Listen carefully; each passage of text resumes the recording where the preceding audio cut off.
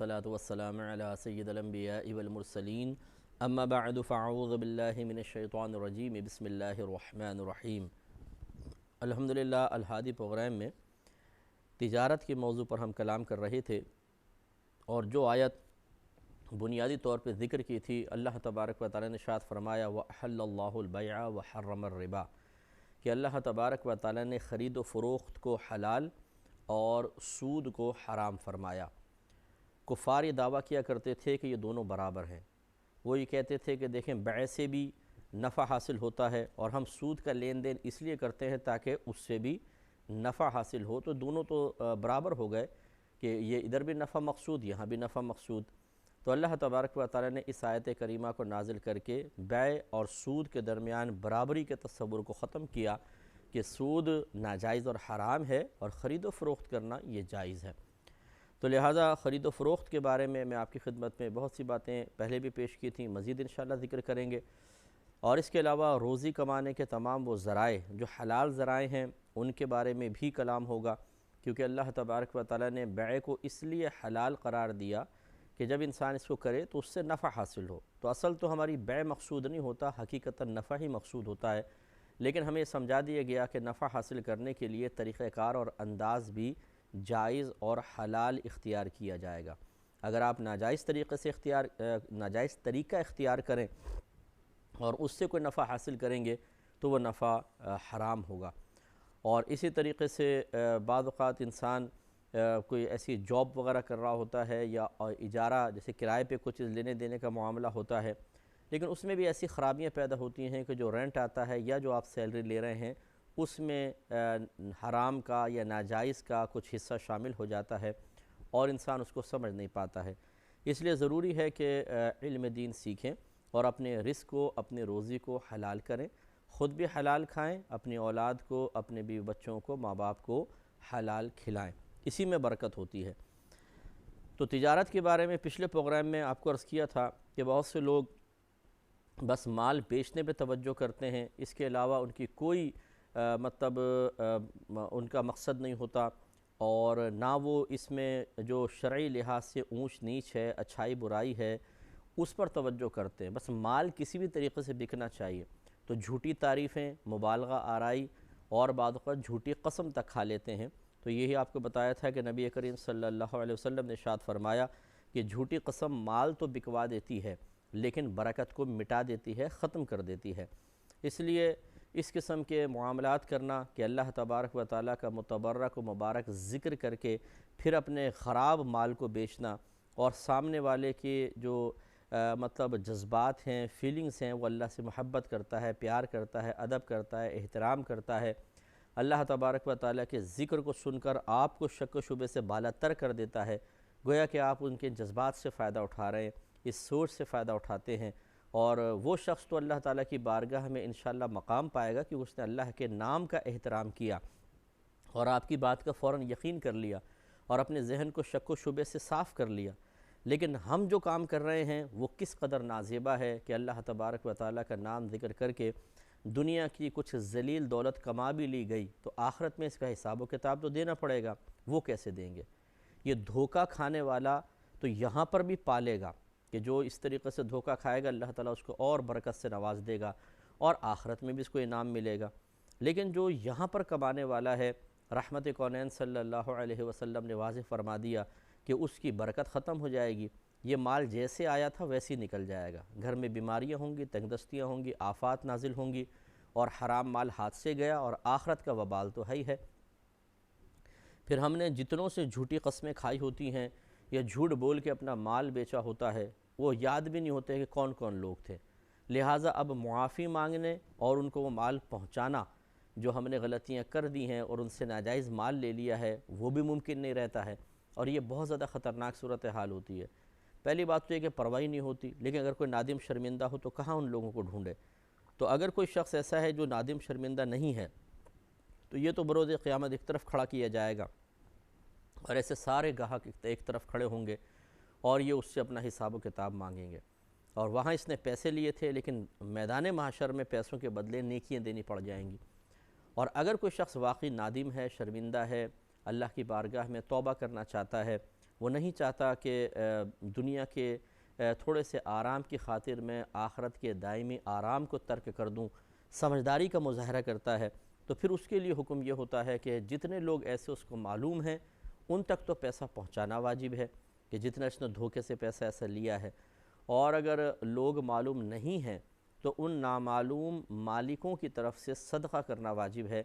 کہ غالب گمان کرے کہ میں نے آج تک اس طرح جھوٹ بول کر کتنا نفع کما لیا ہوگا، جو جھوٹ کے ذریعے زیادہ نفع لیا ہے، کیونکہ میں نے آپ کو سمجھایا تھا ایک تو شے کا اصل نفع ہوتا ہے، جیسے یہ کتاب 50 روپے کی ہے اور 55 روپے کی میں کتاب بیچنا چاہتا ہوں 5 روپے، اور واقعی یہ 55 تو اس کتاب کی قیمت ہیں، لیکن میں اس کے اندر کچھ عیب بھی ہیں جو 55 روپے میں تو ٹھیک ہے، لیکن میں اس کو 60 روپے میں مبالغہ آرائی کر کے اور جھوٹی قسمیں کھا کر بیچتا ہوں، تو یہ 5 روپے جو زیادہ لیے ہیں یہ غلط ہے، اس کو ہمیں اس شخص کو لوٹانے چاہیے، اور اب وہ شخص چونکہ مل نہیں رہا ہے تو اب یوں ہی حساب کر کے ایک لم سم اماؤنٹ جو ہے وہ اللہ تعالیٰ کی بارگاہ میں ایک ساتھ، اور اگر بہت بڑا اماؤنٹ بن جائے تو آہستہ آہستہ صدقہ کرنے کی کوشش کریں ان نامعلوم مالکان کی طرف سے، اور پھر ان کے لیے ایصال ثواب کریں، ان کے لیے دعائے بخشش و مغفرت کریں، تو امید ہے کہ اللہ تبارک و تعالیٰ میدان محشر میں انہیں آپ سے راضی کر دے گا۔ اگر کوئی ایسا شخص ہے تو اسے کرنا چاہیے۔ نبی کریم صلی اللہ علیہ وسلم کی حدیث بھی آپ کو بتائی تھی کہ اللہ تعالیٰ نے روزی کے 10 حصے رکھے ہیں جن میں سے 9 حصے تجارت میں ہیں، تو تجارت یعنی خرید و فروخت کرنا یہ بہت ہی افضل عمل ہے، اور اگر آپ دیکھیں گے دنیا بھر میں بے شمار لوگ بزنس کر رہے ہیں، اور جو خرید و فروخت کا معاملہ ہوتا ہے اس میں اچھا نفع ہو جاتا ہے، تھوڑا ہو یا زیادہ ہو، لیکن اس میں برکت بہت اللہ نے رکھی ہے، تو پاسبل ہو تو انسان کو چاہیے کہ وہ تجارت کرے۔ نبی کریم صلی اللہ علیہ وسلم نے ایماندار سچے تاجروں کی فضیلت بیان کرتے ہوئے ارشاد فرمایا، یہ ترمذی کی روایت ہے، حضرت ابو سعید خدری رضی اللہ تعالی عنہ اس کے راوی ہیں، یہ کہتے ہیں کہ رسول اللہ صلی اللہ علیہ وسلم نے ارشاد فرمایا کہ سچا اور امانت دار تاجر نبیوں، صدیقین اور شہداء کے ساتھ ہوگا۔ اب آپ اندازہ کریں اور میرے وہ بھائی بہن ذرا غور کریں، میں نے پچھلے پروگرام میں بھی غالباً یہ بات عرض کی تھی کہ بہت سے لوگ اگر بزنس کر رہے ہیں، کوئی تجارت کر رہے ہیں تو وہ سمجھتے ہیں کہ ہم دنیا داری کر رہے ہیں۔ میں نے آپ کو پہلے سمجھایا تھا کہ اگر اللہ تبارک و تعالیٰ کی رضا کی خاطر سچائی کے ساتھ، دیانت داری کے ساتھ اور شرعی اصولوں کو سیکھنے کے بعد انسان تجارت کر رہا ہے اور مقصود حلال کمانا ہے، اپنے آپ کو اور اپنے گھر والوں کو دوسروں کے سامنے ہاتھ پھیلانے سے بچانا ہے، تو یہ دنیا کا معاملہ نہیں ہے، یہ بہت بڑی عبادت ہے، جس کا آپ بدلہ دیکھ لیجئے کہ ایک شخص شاید تہجد پڑھ کے، اشراق چاش پڑھ کر اور دیگر نفلی عبادتوں کے ذریعے نبیوں کا ساتھ نہیں پا سکتا، صدیقین کے ساتھ نہیں ہو سکتا، لیکن میرے آقا صلی اللہ علیہ وسلم تاجروں کے بارے میں فرما رہے ہیں کہ سچا اور امانت دار تاجر انبیاء، صدیقین اور شہداء کے ساتھ ہوگا، اتنا بڑا اللہ تبارک و تعالیٰ اس کو مقام و مرتبہ عطا فرمائے گا۔ تو آپ دونوں کو سامنے رکھیں، ایک کے بارے میں فرمایا کہ جھوٹی قسم کھا کر بیچنے والا، اور اپنے ایک اور روایت میں ہے کہ جو مال کا عیب چھپا کر بھیجتا ہے اس پر اللہ کا غضب ہوتا ہے، جیسے آگے میں روایت انشاءاللہ عرض کروں گا۔ تو ایک وہ شخص ہے کہ جو خیانت کر کے بیچ رہا ہے، ملاوٹ کر کے بیچتا ہے، جھوٹ بول کے بیچتا ہے، یہ اتنی عظیم چیز کو یعنی تجارت کو حاصل کرنے کے باوجود صرف دنیا کے ٹکے کمانے کی طرف متوجہ ہو گیا، آخرت کو فراموش کر دیا، اور دوسری طرف سچا اور امانت دار تاجر اگر وہ دنیا کا نفع کم لے لیتا ہے لیکن سچائی کے ساتھ کام کرتا ہے، ایمانداری کے ساتھ کرتا ہے اور امانت کا لحاظ کرتا ہے، تو اللہ تبارک و تعالیٰ اس کو بروز قیامت ان عظیم ہستیوں کے ساتھ اٹھائے گا۔ تو لہٰذا سچا اور امانت دار تاجر انبیاء، صدیقین اور شہداء کے ساتھ ہوگا۔ تو ایسے تجارت کرنے والے حضرات کہ جو شروع سے تجارت کر رہے ہیں یا ارادہ کرتے ہیں یا رکھے ہوئے ہیں ارادہ، انہیں چاہیے سب سے پہلے تجارت کے اصول پڑھیں، اس کے بعد تجارت کی مختلف اقسام جو قرآن و حدیث میں بیان کی گئی ان پر غور و تفکر کریں، اس کے بعد اس تجارت کا انتخاب اور جس انداز سے تجارت کرنی ہے اس انداز کو اختیار کریں تو انشاءاللہ عز و جل بہت اعلیٰ مقام پا سکتے ہیں، دنیا بھی حاصل ہوگی جس کو ہم دنیا کہہ رہے ہیں اور آخرت بھی اس کی سنورتی چلی جائے گی۔ اس لیے سچائی کے ساتھ، اب سچا اور امانت دار کون ہوگا؟ سچا وہ شخص ہے کہ جو بالکل کسی جھوٹ کی ملاوٹ نہ کرے، جیسا ہے ویسا مال بیچے، جو اس میں خوبیاں ہیں اتنی ہی بتائے، اس سے زیادہ نہ بتائے، مبالغہ آرائی بالکل بھی نہ کرے، اور امانت دار وہی ہوتا ہے کہ جو اپنے مال کے عیب کو ظاہر کر دیتا ہے۔ اس پہ انشاءاللہ میں آگے آپ کو مزید جب مسائل ذکر کروں گا تو اور عرض کر دوں گا کہ بعض اوقات انسان ایک چیز سامنے رکھ دیتا ہے اور برات کا اظہار کر دیتا ہے، سامنے والے سے کہہ دیتا ہے کہ آپ اس کو اچھی طرح دیکھ لیں، بعد میں کوئی عیب نکلا تو میں اس کا ذمہ دار نہیں ہوں۔ یہ ہے براعت کا اظہار، یعنی آپ یہ کہہ دیتے ہیں کہ بھئی میں بری الذمہ ہوں، آپ دیکھ لیں اچھی طریقے سے۔ جیسے گاڑی بیچ رہے ہیں تو آپ کسی کو آفر کریں، بھی اپنے کسی مکینک کو لا کر دکھا لیں، اچھی طرح جانچ پڑتال کر لیں، پوری گاڑی آپ کے سامنے ہے، اس کے بعد اگر آپ خرید کے لے جاتے ہیں اور پھر کوئی عیب نکلتا ہے تو میں اس کا ذمہ دار نہیں۔ یہ شرعی لحاظ سے ٹھیک ہوتا ہے، لیکن اگر آپ کو پتہ ہے کہ گاڑی کے اندر عیب موجود ہے تو پھر اس کو بتانا چاہیے۔ دیانتداری کا تقاضا یہ ہے، یہ گویا کہ ایک امانت ہے آپ کے پاس، ایک عیب پر اطلاع امانت ہے جس علم کو آپ کو سامنے والے کو دینا چاہیے۔ ہم تو جو عیب ہوتے ہیں وہ بھی چھپا لیتے ہیں، جو معلوم ہوتے ہیں ان کو بھی عیب ظاہر نہیں کرتے ہیں کہ کسی طریقے سے بس یہ بک جائے، باقی بھگتتا رہے گا، پھر چاہے مجھے گالیاں بکے، بد دعائیں دے اور اس کا دل دکھتا رہے، تکلیف میں مبتلا ہو اور اس کی وجہ سے میں گناہگار ہوتا رہوں، کوئی پرواہ نہیں ہوتی، بس اپنا سودا بیچنا مقصود ہوتا ہے۔ یہ غلط ہے، اسی لیے ایسے شخص کو انعام نہیں ملے گا۔ اور جو سچائی اور امانت داری کے ساتھ، ایمانداری کے ساتھ سودا کر رہا ہے تو یہ ہو سکتا ہے کہ وہ سچ بولے، سامنے والا سودا کینسل کر دے۔ جیسے میں کہوں اس کتاب میں فلاں جگہ عیب ہیں، صفحے پھٹے ہوئے ہیں، بائنڈنگ ذرا کمزور ہے، سامنے والا کہنے بھی ایسی کتاب تو نہیں چاہیے، تو میں نے سچ بول کر اپنی کتاب کو بکنے سے روک دیا ایک طریقے سے۔ تو اس میں آزمائش ہے، ہو سکتا ہے کوئی دوسرا آ کر لے جائے، ہو سکتا ہے نہ بھی لے کر جائے، تو چونکہ اس میں آزمائش زیادہ ہے، امتحان زیادہ ہے، تو لہٰذا اس کا انعام بھی اتنا ہی بڑا ہے۔ انسان کو چاہیے کہ سچائی کے ساتھ کام کرے۔ میں نے یہ بھی عرض کیا تھا اور ہمارے اکابرین نے بھی بیان فرمایا کہ جو سچائی کے ساتھ اپنا سودا بیچتا ہے، دیانتداری کے ساتھ معاملات کرتا ہے، ایک وقت ہے کہ آزمائش اس پر رہتی ہے، پھر جب وہ معروف ہو جاتا ہے اپنی سچائی کے سلسلے میں، امانت داری کے سلسلے میں، بلکہ اللہ تعالیٰ اس کو مشہور کر دیتا ہے، معروف کر دیتا ہے، لوگوں کے دل میں اس کی محبت ڈال دیتا ہے، لوگ اس پہ پھر ٹرسٹ کرنے لگتے ہیں اور پھر بلائنڈ فیتھ کرتے ہیں، بالکل اندھا اعتماد، جیسا وہ کہہ دیتا ہے قبول کر لیتے ہیں، کیونکہ لوگوں میں یہ مشہور ہو جاتا ہے کہ شخص بڑی دیانتداری کے ساتھ سودا کرتا ہے۔ تو ایسا انسان کو بننا چاہیے، اس وقت کے انتظار میں وقتی مشقت کو برداشت کر لینے میں کوئی حرج نہیں ہے۔ اس کے برعکس وقتی راحت کو حاصل کر کے اپنی آخرت کی بربادی کا سامان کر لینا، اس میں کون سی دانش مندی ہے؟ لیکن جو ایسا کرتے ہیں وہ اپنے آپ کو پوری دنیا کا سب سے زیادہ ذہین شخص سمجھ رہے ہوتے ہیں، اور وہ رہتے بھی ایسی صحبتوں میں ہیں جہاں اس قسم کی باتیں سمجھانے والے کوئی نہیں ہوتے، تو کیسے وہ ہدایت کی طرف آئیں گے؟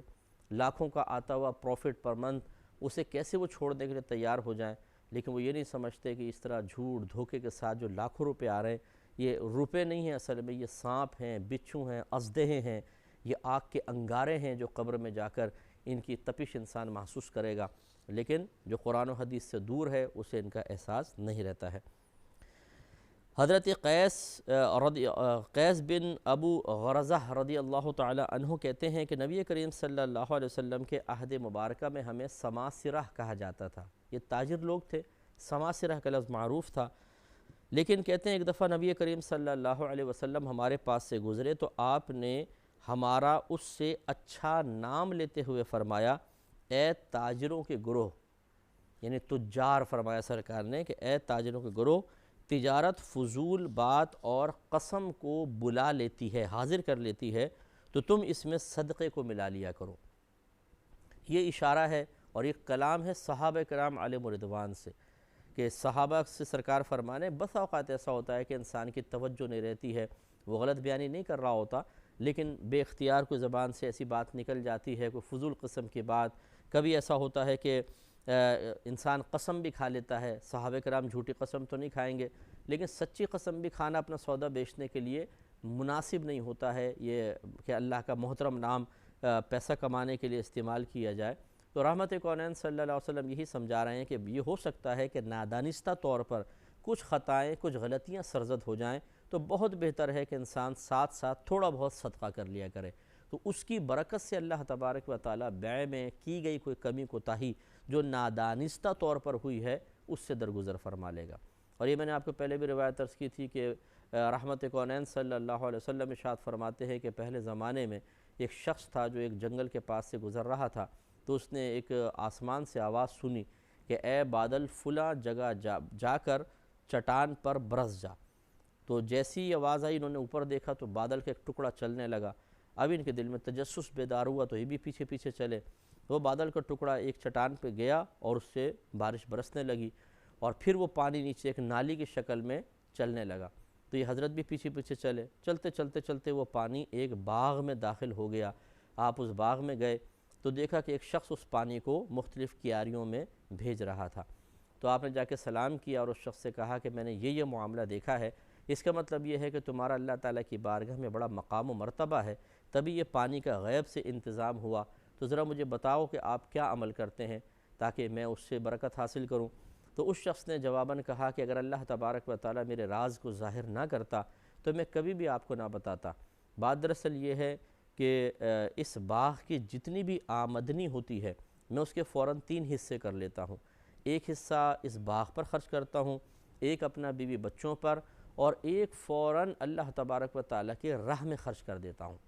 تو بس اس وجہ سے مجھے فضیلت ملی ہے۔ تو اس سے معلوم ہوا کہ دیکھیں جو آمدنی آپ کے پاس آتی ہے، اور یہ صرف تجارت کے ساتھ ہی نہیں، اس میں اشارہ ہے، آپ جاب کر رہے ہیں، اس میں ہو سکتا ہے کوئی کوتاہی ہو گئی ہو، ٹھیک ہے نا، سیلری ملتی ہے تو جاب میں آدمی کوتاہی ہو جائے تو جتنی کوتاہی ہوئی اتنی سیلری کٹوانی ہوگی، لیکن بعض اوقات انسان کو یہ احساس ہی نہیں ہوتا کہ مجھ سے کوئی غلطی ہو گئی ہے۔ اسی طریقے سے اور بہت سارے معاملات ہیں، جیسے مزدور کام کر رہا ہے، مکان بنا رہا ہے، ٹھیکیدار ہے، اس سے ہو سکتا ہے کوئی غلطی کوتاہی ہو گئی ہو نادانستہ طور پر، تو بہتر ہے کہ صدقے کو ملا لیا جائے، کہ یہ صدقہ جتنی بھی کمی کوتاہی ہوں گی اللہ تبارک و تعالیٰ کی رحمت سے امید واثق ہے، مضبوط امید ہے کہ اللہ تعالیٰ ان سے تمام سے درگزر فرما لے گا، اور بروز قیامت یہ شخص جواب دہ نہیں ہوگا اس شخص کو اس انداز سے کہ اس کی نیکی نکال لی جائیں۔ اگر اللہ تبارک و تعالیٰ نے اس کی نادانستہ کی ہوئی غلطی پر اسی گریف فرماتے ہوئے سامنے والے کو کھڑا کر بھی لیا، تب بھی اللہ تعالیٰ دونوں کو انشاءاللہ راضی فرما دے گا۔ اس لیے صدقہ کرنے کی عادت ڈالنی چاہیے۔ تو میں اکثر یہ مشورہ دیتا ہوں کہ جیسے آپ کے پاس کوئی بھی سیلری آتی ہے تو اس میں سے اونلی 1% اور 2% وہ اللہ تعالیٰ کی راہ میں خرچ کر دیں۔ 98% آپ اپنے پاس رکھ لیں، چلیں 2% ہی کر لیں، 1% کر لیں، تاکہ اس صدقے کی برکت سے ہمارے کی گئی کوتاہیوں کو معاف کیا جائے۔ اللہ تعالیٰ عمل کی توفیق عطا فرمائے، آمین۔ وآخر دعوانا ان الحمدللہ۔